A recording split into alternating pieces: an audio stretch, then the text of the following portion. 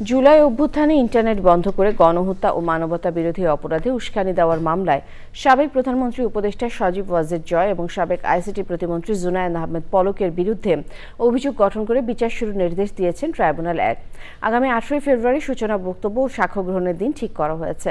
পলক আদালতকে বলেন, তার বিরুদ্ধে আনা অভিযোগ মিথ্যা নির্দোষ দাবি করে ন্যায় বিচার প্রার্থনা করেন তিনি।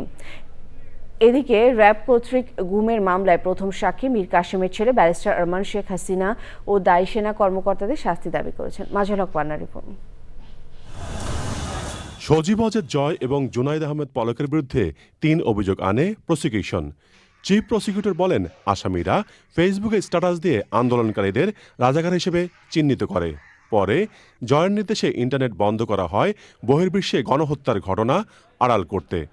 পাল্টা যুক্তিতে প্রসিকিউশনের অভিযোগ অস্বীকার করেন আসামিপক্ষের আইনজীবী।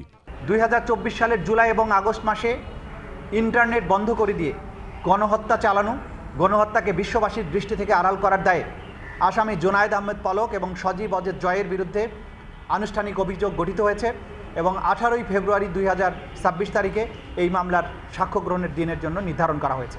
সজীব আহমেদ জয় প্রধানমন্ত্রীর তথ্য যোগাযোগ প্রযুক্তি বিষয়ক উপদেষ্টা ছিলেন। আমরা ট্রায়ালে প্রমাণ করার চেষ্টা করব তার বিরুদ্ধে যে চার্জটা আনয়ন করা হয়েছে এটা গ্রহণযোগ্য না, বিশ্বাসযোগ্য না। উনি আজকে কোর্টে নিজেকে নির্দোষ দাবি করে ন্যায় বিচার চেয়েছে। আমরাও প্রত্যাশা করি মাননীয় ট্রাইব্যুনালের কাছ থেকে ন্যায় বিচার পাব। আওয়ামী শাসনামলে র্যাবের টিএফআই সেলে গুম নির্যাতনের অভিযোগে করা মামলায় শেখ হাসিনা ও সাবেক বর্তমান সেনা কর্মকর্তা সহ ১৭ জনের বিরুদ্ধে প্রথম সাক্ষ্য দেন মীর কাসেম আলীর ছেলে ব্যারিস্টার আরমান। পৃষ্ঠপোষক নির্দেশদাতা হিসাবে সাবেক প্রধানমন্ত্রী শেখ হাসিনা, সাবেক স্বরাষ্ট্রমন্ত্রী আসাদুজ্জামান খান কামাল সহ এই সমস্ত অফিসারদের বিচার এখানে অনুষ্ঠিত হচ্ছে। এই বিচারের মাধ্যমে অতীতে সংগঠিত অপরাধের শুধুমাত্র দায়মোচনী নয়, ভবিষ্যতে গুমের মতো ভয়াবহ জিনিস যাতে সমাজে ফিরে আসতে না পারে সেই জন্য এই বিচার আমরা চেয়েছি এবং সেই বিচারের প্রক্রিয়া এখানে শুরু হয়েছে।